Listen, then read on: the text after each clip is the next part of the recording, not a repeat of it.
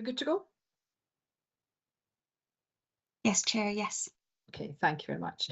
Well, good morning, everyone. Welcome to the Scottish Police Authority People Committee. I'm delighted that so many of you can join us. If I could just go through some housekeeping and some arrangements and some explaining of rationale, if you may. So, although I've not asked Paul, but if I drop off the call, if Paul could step in and chair the meeting until I get reconnected. Welcome to our colleagues from HMICS, staff associations and trade unions. You always make our committee meetings provide an in-depth perspective, which makes our meetings richer, so thank you very much. But for first-time attendees and for those attending on a regular basis, just the clarity of when papers are presented, we'll take initial comments and questions from SPA members. I'll then bring in staff association and trade union members who may give a perspective. They'll not be asking questions, but they can give a perspective, and then members can pick up anything that has come from there.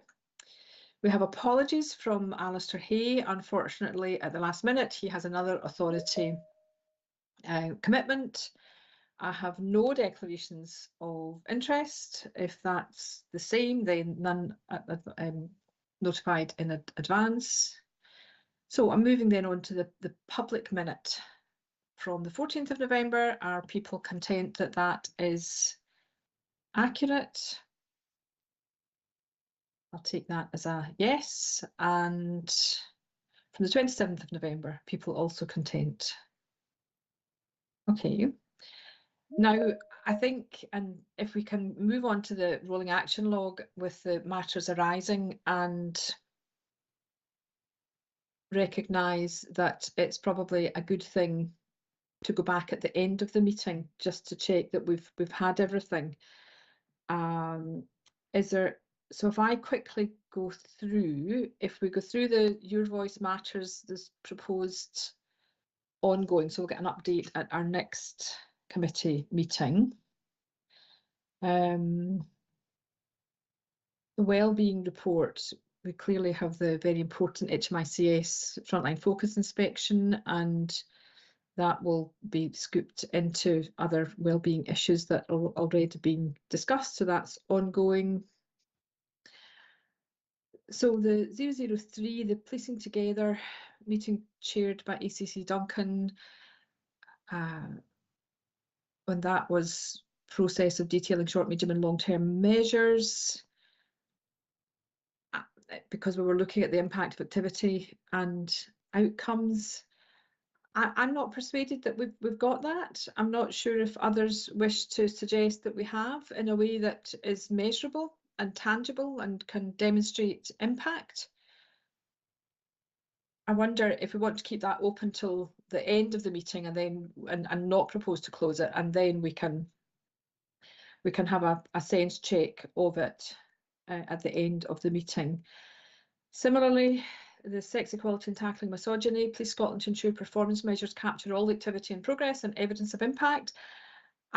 I'm not sure that we're necessarily seeing that either. But again, we can take that through the meeting and have another look at it at the end of the meeting. Surefire, what we're saying is we want progress. I'm not sure that we've got a date, but again, I'd like to keep that open until we have the discussion. And what I'd be looking for is evidence of when all of this will be implemented, either that or be advised that there's no longer a risk. And Your Safety Matters is ongoing. So the next one we have for closing is the 14th of November 2023. Reviewing feedback from members. Yeah, so we got that, a very helpful ongoing dialogue with you all, and that was helpful. So that is closed. The L&D strategy has been paused. I'm not sure that we necessarily, it would be helpful to understand. Can anyone advise on, so that was supposed to come to this meeting, it's not. And if we were closing it, I'm worried that we would just lose this. Can someone help me understand what's happening with the L&D strategy? No. Okay, well, we'll keep that open, please, and it would be helpful to have a briefing note post committee, but it would be helpful to bring that forwards, at least for an understanding to the committee about how this is going to be, how this is going to take place.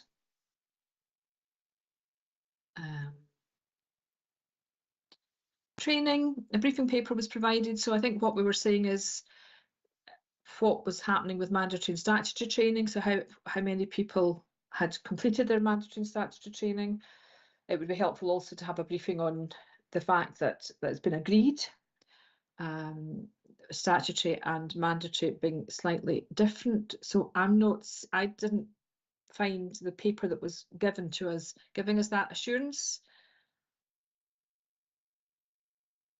Are people content that that's the case, or does someone think that we have been briefed on how many officers and staff actually have completed, or the percentage have completed their statutory and mandatory? We're maybe needing to do a bit of offline work with officials to agree, because there's probably a comprehensive approach to this, whereas we could agree a way forward so that we can get the assurance of all the putting together all the work that's taking place. Ill health retirement, I think we're closing it because it should then flip into the ongoing reporting arrangements, and we can pick up in the report the learning and the evidence that we're getting of particularly enduring duty, but other ill health retirement. Are there anything we can do to prevent? And we've got the recruitment and protected characteristic impact report, which is coming later on in the agenda. So that looks as though closure is reasonable. Is there anything members want to raise on any of that, or will we move forwards? Okay, so we can pick that up at the end. Karen, particularly, I'll forget, if you wouldn't mind reminding me at the end that we have to do that. So decision, are people content in accordance with section 20 of SPA standing orders that we agree that take the agenda items in private that we have noted? Okay, so just for the avoidance of doubt, the running order of the private session, oh right, sorry, it's not the running order of the, so the running order of the agenda. We're going to postpone, unfortunately, HMIS inspector can't manage to be here with us, and whilst we have Police Scotland team who can speak to this very encouraging report, I think we always find the external assurance of outside inspectors adds a richness to our debate, so we've decided to postpone that to the next meeting. If I may take item 2.3 first, because I don't know that we've got Katrina Casper, but Katrina Stewart from the Policing Together Oversight Group is here today, and I promised she would get away promptly, and you've heard that Katrina's moved her other meetings around, and Mary Pitkethley was going to attend, but she also has some urgent SPA business that she has to attend to. And then finally, before I hand over to our HMICS colleagues, for the private session, Staff Association Trade Unions join us for items up to and including 8.1. I'm then going to swap items 9 and 10, as items 9 is for members only. So that's how I see the next few hours rolling out. I will give us a break after about an hour and a half or 2 hours, just to stretch our legs and take a comfort break. So, Mark and Tina, are we handing over to you in terms of the review of culture in Police Scotland? Good morning, Chair. Yes, it'll be myself. Am I okay to proceed? Of course, please do. Yes. Thank you. Okay, good morning, everyone. Thank you, Chair, for the opportunity to come here and present this report. This report is probably one of the most significant, both in terms of the size, scale, and scope that we have covered in recent years. It took probably, I think, 12 months in total, involved a significant team of people in the production of this, but was led by Tina Yule, who's on the call today. So the aim originally of the thematic inspection was to make an assessment as to whether Police Scotland has a healthy organisational culture and ethical framework, and whether the appropriate values and behaviours are consistently lived across the organisation.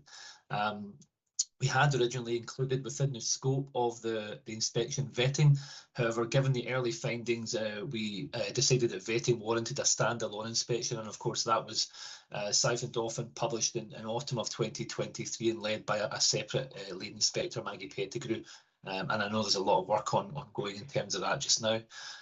So as with other inspections, the work was developed in line with our EFQM principles in terms of the methodology that we used, and it was split into three main areas. These were leadership and vision, delivery and outcomes. So essentially the why, the what and the how. As with previous and recent inspection work, we asked Police Scotland to do a self-evaluation of where it saw itself in terms of organisational culture, and we used the return from that work to inform the rest of the fieldwork. That was quite a significant piece of fieldwork, as we wanted to get as broad a scope of feedback as possible across the organisation. So we went to 3 territorial divisions across the country. So we went to Northern Division, Greater Glasgow Division and Fife, and we also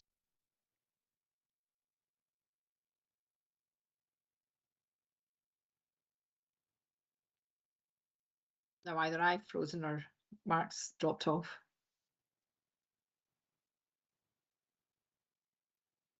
I can hear you, Chair, so I think it's Right, so Mark who's Mark- dropped off. Yeah. Well, maybe Tina, will we wait for Mark to rejoin us? And in the time that we're waiting for Mark, Katharina Casper, who's Chair of Complaints and Conduct, and Jane Ryder, who's a member of a board member who is a member of Policing Together, have also joined us to be part of this conversation, and they are more than welcome to continue for the rest of the People Committee, should they have the time.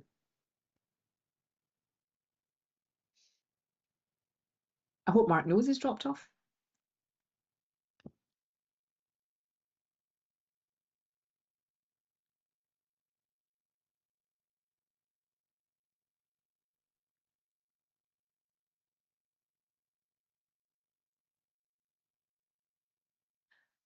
I'm going to, Katie, I'll skip over your agenda item in terms of the wellbeing report, if I may, and I'm making the bold assumption that, Jackie, your report will not take quite as long. Can you talk us through or highlight anything on the Ill Health Retirement Review Closure Report?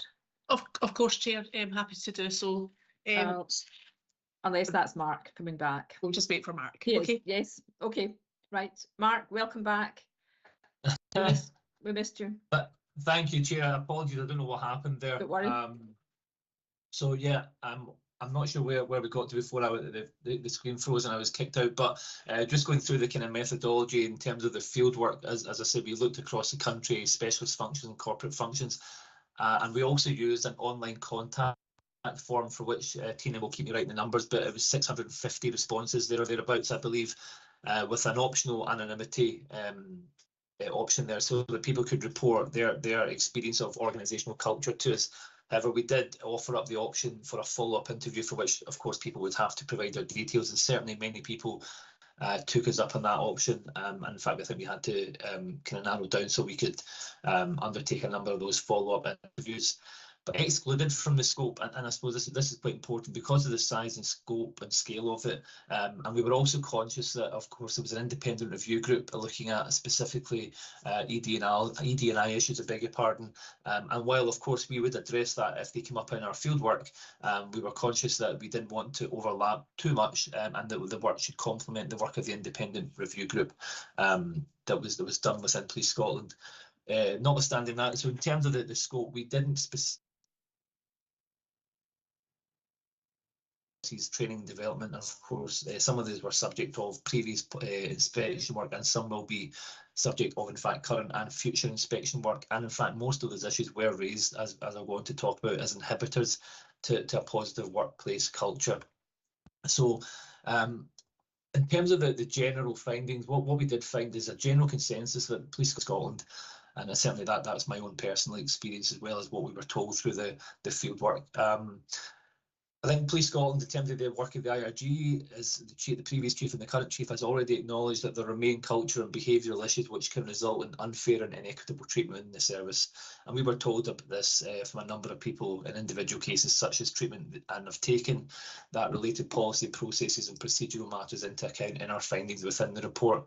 The general feeling was a perception of a lack of organisational justice, and that was reflected in much of the evidence that we collected. So in terms of those kind of three areas that I talked about of our EFQM methodology, leadership first, what we found and what we were told was there was a historical lack of investment and deprioritisation of leadership and people skills training. And we know that was partially to do with the kind of COVID pandemic, but even prior to that, you know, and that's negatively impacted on the overall leadership culture within Police Scotland. There's a swathe of sort of sergeants, inspectors, etc., who have been missing and haven't had that leadership training, which has been afforded before and now since. And of course, there's now a management development programme in place, and I appreciate that as at early stages in terms of evaluation. More positively, divisional commanders, on-call supervisors and first and second line managers were viewed very positively in terms of their leadership behaviours and role modelling by the majority of those that we spoke to, but we did find a clear disconnect in management style and behaviours between the senior and middle frontline managers. We also looked specifically at the probationary experience to see how that differed from officers coming into the service and then once they joined the operational environment. And what we found was, certainly on joining and within the college, really strong sense of clear motivation in joining.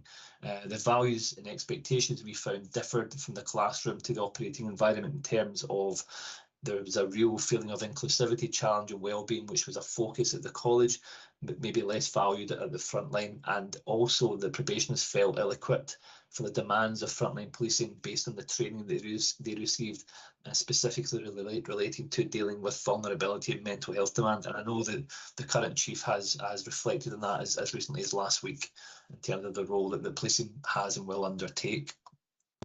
So moving on to the key findings in terms of the delivery aspect, the policing style and tone is something that we found quite a lot of them. We found really good practice in terms of large and major events, and the policing of the COVID pandemic demonstrated really good practice in setting a clear organisational policing style and tone.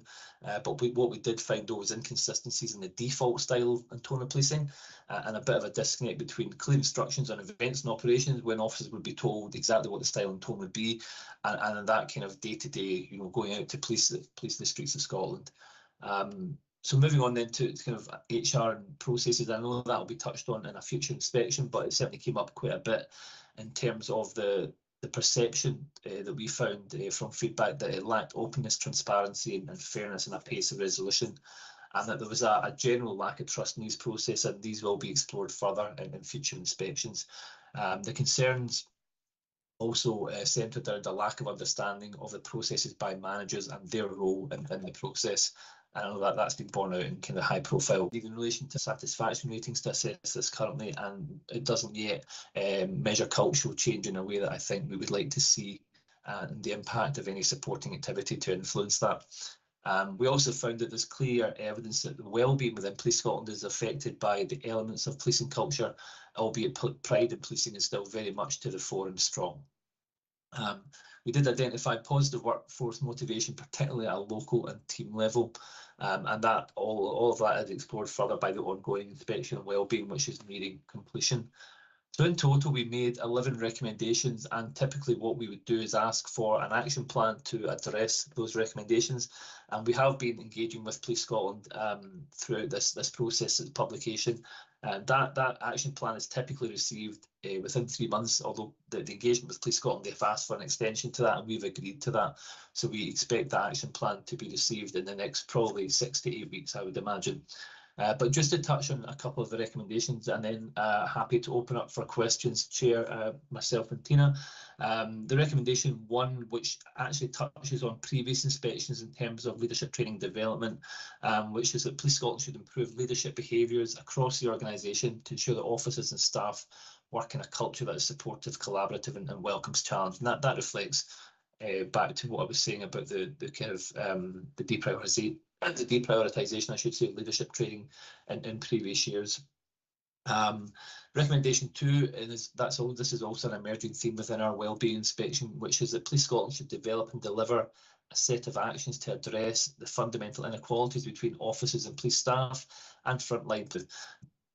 So just touching on then recommendation 6, based approach for all policing activities, not just specifically large and major events. And then finally, the recommendation I wanted to just tease out was that the authority of Police Scotland should put in place measures to monitor progress against the areas for development outlined in this report, and ensure regular public reporting to allow assessment of. One of my concerns is, I think there's a reference under the key findings, and I think you mentioned it in your presentation, about the impact on progress, the potential negative impact on progress of a lack of resources. And I am actually really, and I accept, that resources are constrained, and that there may well be many things that you could do that would be beneficial that may well depend on resources. But I am concerned, that we're saying that if you don't have the resources, you can't address the issues that we're looking at in terms of discrimination and misogyny, etc. Because I think that just becomes an excuse, because there's never going to be a time when we've got all the money that we need and we're going to be able to do everything that we aspire to do, and therefore the change in culture will derive from that. And I think that's a really dangerous road to go down. So I'm slightly concerned about the emphasis on that, because it kind of almost gives us an excuse. So, for example, you make reference to a lack of, or a perceived lack of, organisational justice. Addressing organisational justice doesn't depend on significant or indeed any resources. You talk about a perceived sense that the senior executive team isn't as cohesive as it kind of would like to be, or that people would like to. Again, that cohesion, that positive working together, collaboration amongst senior officers does not depend on resources. A real concern, and I think this is quite a core issue really for me, and probably for officers and staff, is that feedback, and indeed potentially not very positive feedback, is welcomed in terms of senior officers' approach, but when it happens, it isn't actually very welcome, or it isn't responded to in a very positive way. And all that does is stop people from providing that feedback. And again, a response to feedback, a positive response to feedback, does not require resources. So I suppose there's an awful lot of things that we both can and must do that don't depend on resources. So I'm just be really concerned that we don't focus the issue of resources too much on, or make the improvements dependent on the availability of resources. Okay, Mark, anything? Yeah. So furiously agreeing with you there, Michelle, in terms of certainly the behaviours and values of people shouldn't matter whether there's 1 or 16,000 officers in Police Scotland, because the key values of integrity, fairness, respect for others absolutely shouldn't. It's not dependent on policing numbers. In terms of the resources, and Tina, please, may wish to come in on the back of this. What we found was that perceived lack of what we call fairness, organisational justice, was the inequality of treatment of officers, so frontline and specialist areas. So, for example, securing time off to improve and maintain well-being, much more difficult at the front line than specialist areas or corporate areas. And that reflects back into the work that again Tina led on strategic workforce planning and the setting of a target operating model to ensure that there is parity of treatment across the organisation for officers and staff who work in different quality of environments, who are able to secure time off or otherwise in different areas of the business. But in terms of the actual the core issues that you mentioned there, Michelle, I completely agree that should absolutely not be dependent on policing or staffing numbers, which is that ability to challenge, that ability to listen, the ability to treat and behave in a way which, you know, the public and Police Scotland would expect officers and staff to behave in.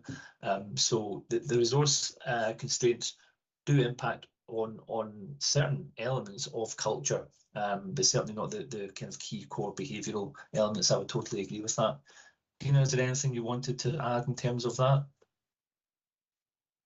I think I would just want to say that whilst again I don't disagree about it not being dependent, there is no doubt in my mind, and our findings bear this out, and I think they will in wellbeing as well, is that resourcing is a causal factor in a lot of these findings, that the pressure on individuals and teams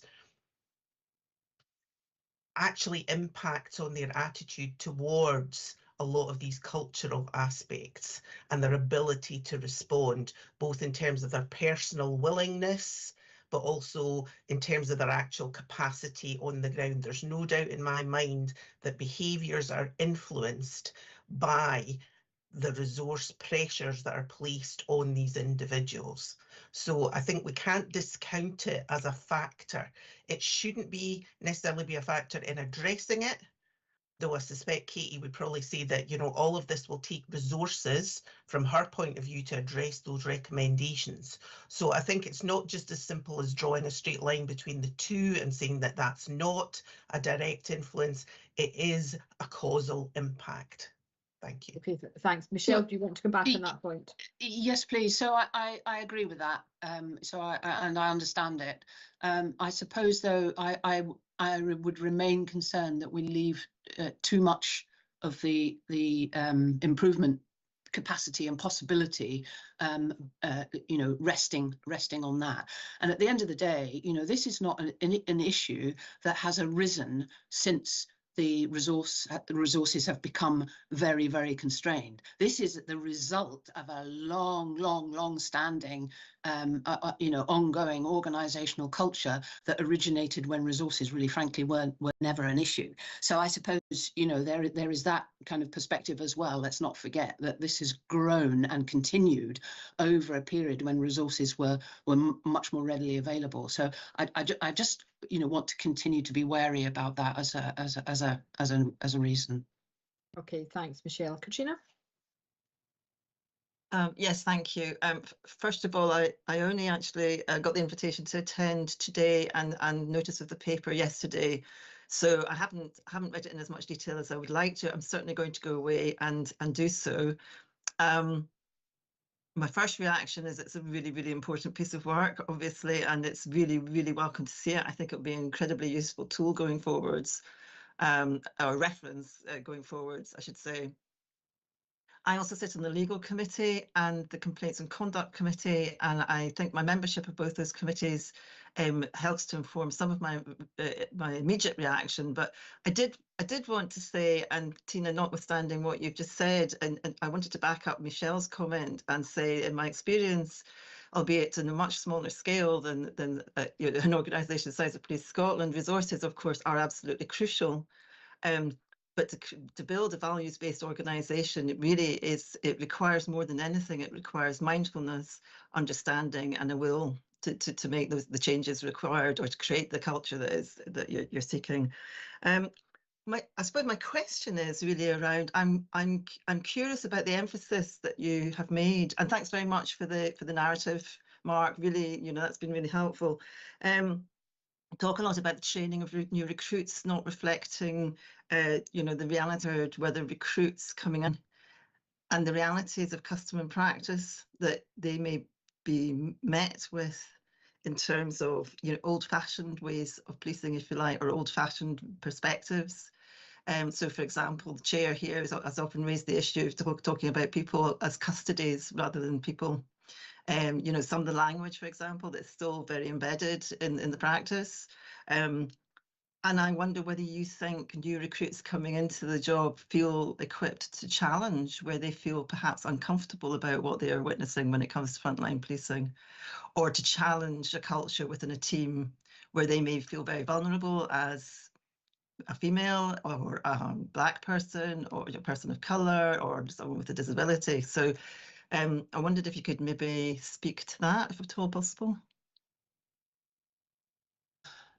So in terms of our findings, prior to, if you like, leaving to deploy onto the streets and communities of Scotland, that learning, if you like, was there, and that readiness and willingness to challenge was there. What we were finding was that it was, and so it's, I think what we did was we took a number of probationers who were still at the college, and of course that was one set of findings, and then we wanted to speak to them after they deployed onto the street for a period of time to find out how that training interacted with the realities of policing at the front line of the communities of Scotland.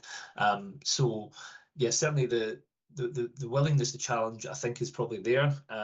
The readiness with which that challenge was received is perhaps not quite at the probationers to continue on that path.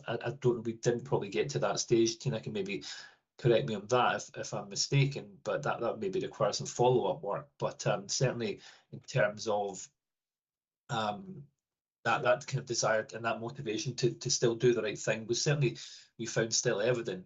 But I think, once the kind of willingness to challenge is counteracted, then it's perhaps diminishing as time goes on. Yeah.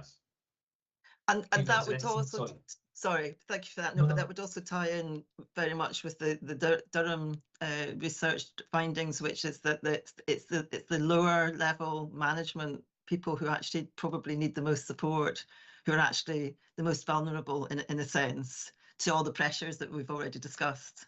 So thank you. Sorry, you were going to pass over to Tina. Yeah, Tina, is there anything you want to add to that? No, that's fine, Mark. Thanks.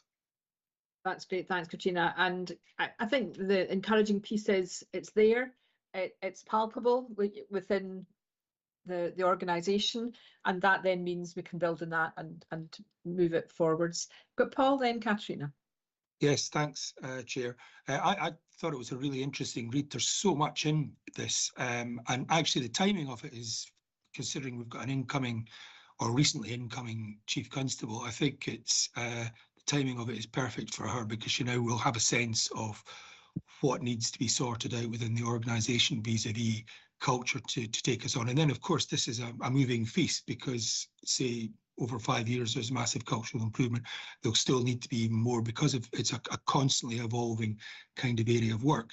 The bit I'm interested in, though, is you make a reference to a clear disconnect in management style and behaviours between senior and middle frontline managers. And actually a leitmotif running through this report is disconnects between people coming out of or people coming out of college and going into the front line, and there's a kind of disconnect in what they're taught there and what they experience in their first few years. They kind of park some of the more positive values. I don't know if that's the clumsy way of putting it, but there does seem to be a sequence of disconnects throughout the organisation. And I wonder if you could expand on certainly the one about management style and behaviours.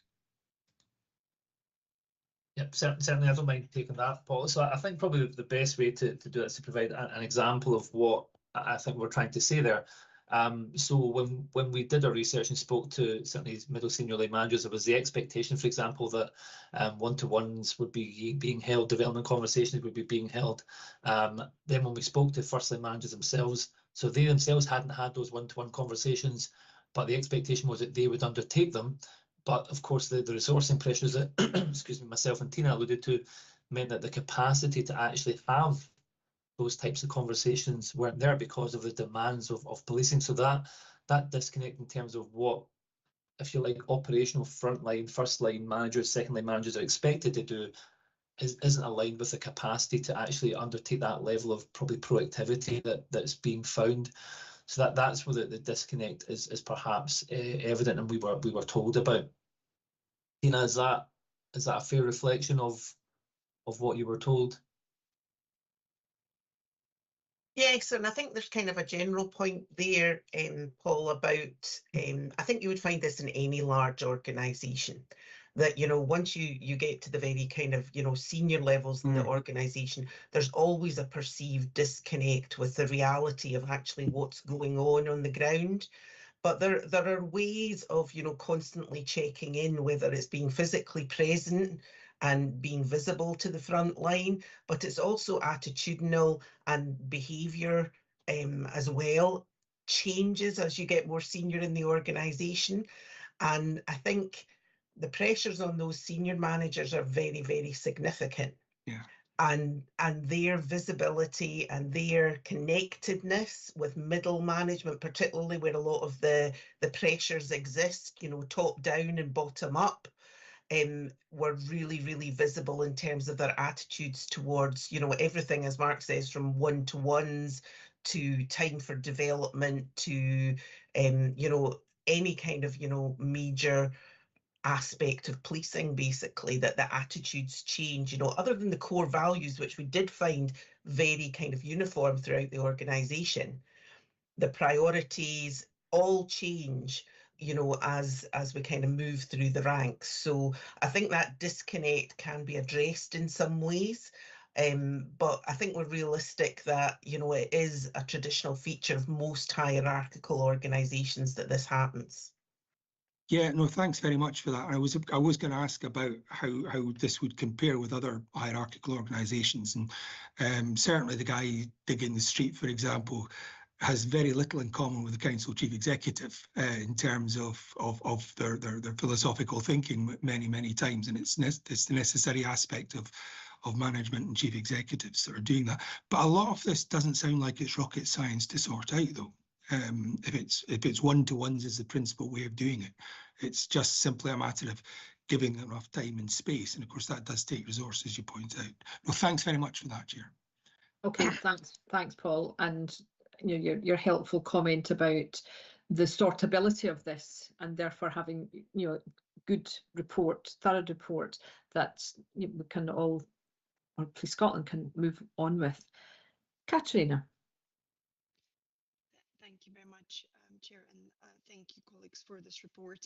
Absolutely fascinating read, and similar to Katrina, I'm still digesting the finer detail of it, but I think the report itself, the summary, and kind of the discussion which we've been having today, I find it incredibly encouraging because, you know, again, when I think about the model of organizational culture, which is where the values and the beliefs are kind of the bottom part of the iceberg, and at the top of it, you've got the behaviors, which are the ones where the culture ultimately manifests itself. And you know, and I think some of the things in the report jumped out at me in terms of there are actually some specific behaviors that can be worked on. So, and when it comes to addressing cultural change, you know, taking us right back to, is it resource, what is it that's required? But actually, I think the focus on tackling specific behaviors which are influenced by the culture, but which also in return drive the culture. I almost feel like that is our best kind of bet, is being very, very specific about certain behaviors that we see coming out as a consequence of some of the development areas that, you know, you've identified. So I suppose probably just a comment from you rather than a question. You know, I am very encouraged to have this information, and I will be, you know, very, very encouraged to see what the action plan will look like, because I think, to me, really, at the core of this is changing some very specific behaviors, and then hopefully starting to see the ripple effects of it into the culture as well. So thank you very much for this very, you know, very, very good piece of work. Okay, thanks, Katrina. If I'm not Tom. Thank you, and like others, Nicole, hugely welcome this report. It's so timely, helpful. Now, work within the oversight group for policing together, it would be absolutely core reference for us. But what will be really important is the action plan and the response to that action plan coming from it. And speed and pace are going to be absolutely crucial here. And it's just really to make that point in terms of that action plan and the HMICS's. Mark, Tina? Yeah, certainly. So as I mentioned during my input, typically it is a 3-month turnaround time that we ask for an action plan. However, I think everyone recognises the scale and the importance of this subject area. So it's perhaps unsurprising that it would take slightly longer than the 3-month period, especially when that period takes you over the festive season. So we, like I said, we have continued to engage with Police Scotland on this in terms of the progress, and we have, and we do expect to see the action plan, I think, around about April time. As part of our management of recommendations in any event, we liaise closely with governance, audit and assurance. So the monitoring of the progress of the recommendations in the action plan is subject to a regular meeting. And as you can see from the report, that the recommendation also suggests and supports the view that the measures should be put in place to monitor progress against the areas for development, you know, to allow public reporting and assessment of that progress to ensure complete transparency. So we will be absolutely be keeping a close eye on that and linking in very much regularly with Police Scotland in this regard. Okay, thanks, Matt. Katrina, your hand was up, went back down. Have you Well, changed your mind? I did have a comment to make, but I wondered whether, in fact, it'd be better to step back and let the associations and unions kind of come in with any comments, because it was something to do with people, the resource that is the people of Police Scotland. So I'll leave it at that. Thanks, Chair. Okay, thanks. Can I then follow up on the pace piece? Mark, you said there was a delay. Can you, so was how much longer did Police Scotland ask for? So we expect to see the action plan in April. So it's not a massive delay, Chair. I think April of this year. So it's probably only about 4 weeks. But like I say, I mean that's just a general guide that we ask for an action plan within typically 3 months. I don't think 4 months is unreasonable in this situation, given the importance and scale of the report. Okay, Police Scotland response, then we would need to be woven into the response so that we're going to be content about the measurables of it. Katie. Thanks, Chair. ACC Houston is that, and actually determined that the good point for us to start with is to look at already existing strategies, commitments, dashboards, etc. So everything that we have already made in terms of commitments, align those in terms of this thematic review. Thank you. Okay, thanks, Katie. And simplification of a number of strategies and a number of actions, I think, can only be a good thing. The other question I had, Mark, was about the over 600 contacts about to feed into your work. Was that about usual, or was that more than you would normally receive?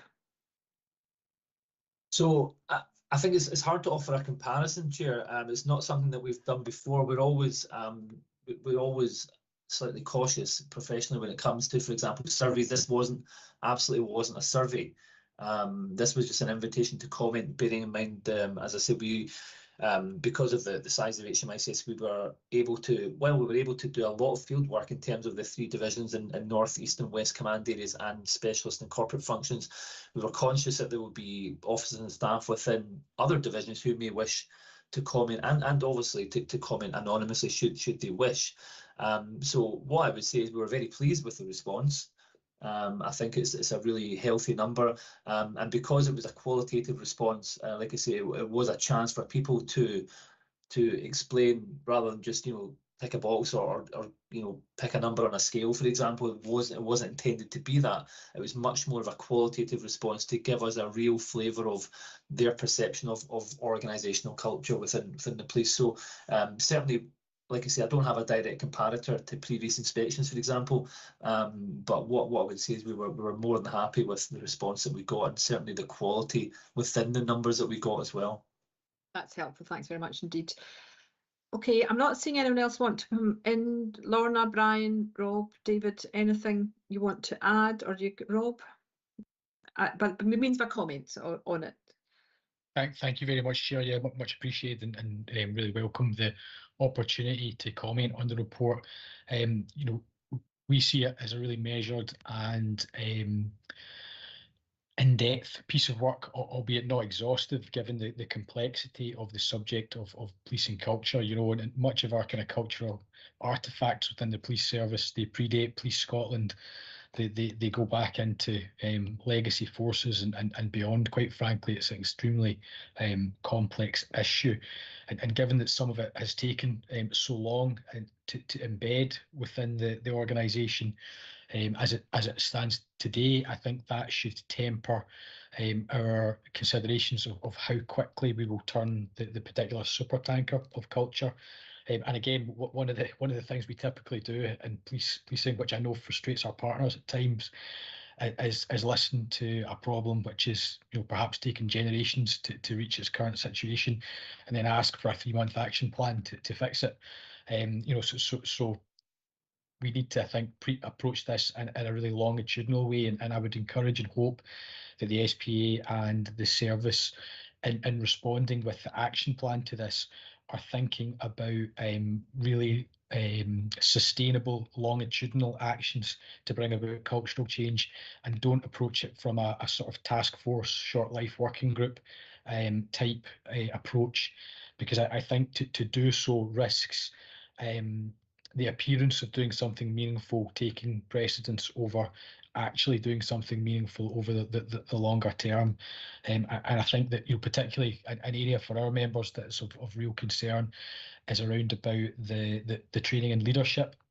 Now, we have obviously started to embed leadership through the Your Leadership Matters programme, but the reality is really the benefits of that programme, which continues to develop and iterate, will be felt years from now. You know, we're talking about, Mark was really generous, spoke about sergeants and inspectors who hadn't had leadership training. The reality are some of those sergeants and inspectors are now superintendents and chief superintendents who have had very little formal leadership training outside of technical operational skills. And that looks, you know, the impact of that varies from individual to individuals. Some of those people will have sought out leadership opportunities and professional development, and actually will be really rounded and really talented individuals. The issue being is, you know, we don't know where our gaps are as a service around about some of this stuff. So embedding a longitudinal approach to leadership training is definitely something that we would support over the kind of longer term. I think I would also reflect that, you know, I'm really pleased to hear that in doing the inspection, you know, we were able to see the force values of integrity, fairness, and respect as being something that is well recognised. But I think that we need to move beyond recognising, you know, those words as part of the culture of the service, and making sure that people are experiencing behaviours consistent with those values across the piece. Too often when we enter a period of crisis, whether that's an acute operational incident or some really significant organisational pressure, too often are those approaches and behaviours viewed as, well, that's something we do in peacetime, for want of a better expression, and immediately the operational challenge becomes the only show in town. And I would probably I would use the recent challenges over budget as an example of that, in terms of, you know, it's at times of challenge that we need to cling even more steadfastly to our values, and make sure that that's how people are experiencing the service through the behaviours of colleagues and leaders, rather than them be something that's a nice to do. They must be essential at all times in terms of how we deal with one another. Probably there's one other area that I would offer a comment on, and that's probably the only area we would depart from some of the findings and recommendations, which is when we talk about the experience of probationary officers when they go to division. So in terms of you know, moving from Tullyallen to division, Tullyallen you could probably say is, you know, it's the ultimate safe space in terms of, it's actually a really pleasant environment. You know, yes, it's challenging in terms of the physical activity side of things and the academic side of things, but generally speaking, it's a very pleasant environment. That's not the case when you go out on the streets. You know, you're significantly exposed to hostility, to conflict, to assault, and a huge number of cases, actually, when you look at it for a percentage. And that often colours the experience of officers that are in that position. The reality is you don't learn to be a police officer in a classroom. You learn on the streets, you know. So our current programme of, I think it's 92 weeks to qualify, you know, 80 of those weeks are at division on the streets, and I think that's an important thing to remember around about that side of things, and make sure that's, you know, that investment in terms of training and development for probationers is in there as much as it possibly can be. And I do reflect on what the report has found in terms of comment that probationers are not doing the job they joined to do. You know, so ASP as an association, we don't think the answer to that is we train people better to do something they shouldn't be doing in the first place.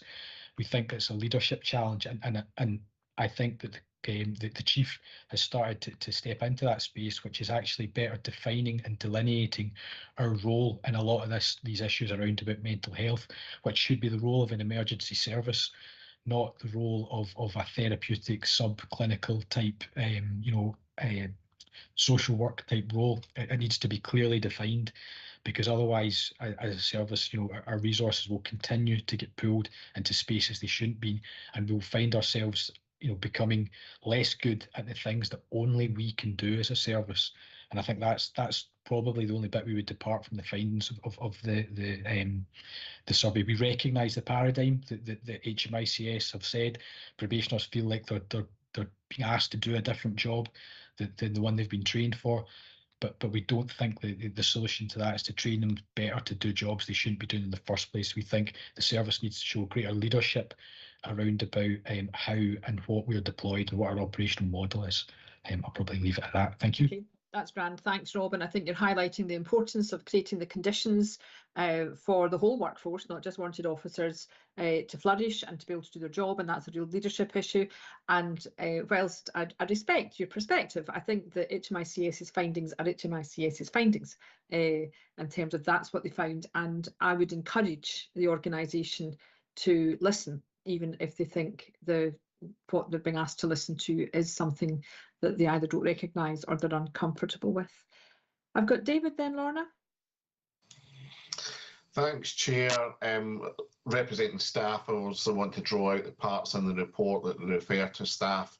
In particular, of interest to me is the part about the filtering of information as it goes to senior level. I think that really speaks to what Unison have raised over the last few years, both with the authority and with senior leaders in Police Scotland, and the story changes in that way to the top, so it doesn't seem quite as bad news when it gets there. I think that's very interesting that's been pulled out there, and that for me as well goes towards the staff feeling undervalued, which is the other part that's come out in the report. If what they're saying to their trade union and to their managers is not what's reaching other people at the top who have the power and the ability to do things, make decisions, to make the changes, then they are going to feel undervalued. They are going to feel that their voice hasn't been heard effectively, and I think that speaks to a lot of the frustrations that we've had in trying to deliver messages to people who maybe perhaps don't want to hear what unfortunately can be bad news quite often from trade unions. That was my observation I wanted to draw out on behalf of staff. Okay, that's helpful, David, that clarity of voice, even when it's so up and down the whole organisation, but also when the voice is saying something that is difficult and challenging to respond to. But nonetheless, I think the fact that we've got this culture report means that we're going to create conditions for embracing and welcoming that. So that's helpful. Thanks, David. Right, I'm going to give the last word to Lorna, and then I will sum up. Thanks, Chair. Yeah, probably just to echo some of what Rob said, whilst I appreciate probationers might not feel well equipped, I think a number of police officers and staff would also feel that as well, who are currently serving. It's not unique. It is a bit of a tale as old as time here. Nobody joined the service to deal with these type of pressures of mental health and other community-based things that some other services could be picking up. Also wanted to make a small point about the challenges when probationers arrive, and they might find they're not as well supported when they challenge what they deem as inappropriate. The SPF recently undertook training with Niven Rennie and Graham Goulden on active bystandership, and and how you recognise the barriers to you challenging that behaviour. And I think it was quite eye-opening for a lot of us in the room to see the benefit of that 1.5-day course. And I think that would have a huge impact on our shifts and our workforce if we allowed them to go through a similar piece, just to see, when they should be challenging, when they should be supporting each other. Because I think we all sometimes get in a cycle of we're so busy just doing what we're doing every day that we can't take on what someone else is saying because they have a different view on it. So it was just those 2 points, Chair. Thanks. That's really, really helpful. Katrina, are you wanting to come in, or are you waving goodbye? Waving goodbye. Thank you very much indeed, and we'll it's been helpful to have your input. So I think what I'm hearing is everyone is delighted with the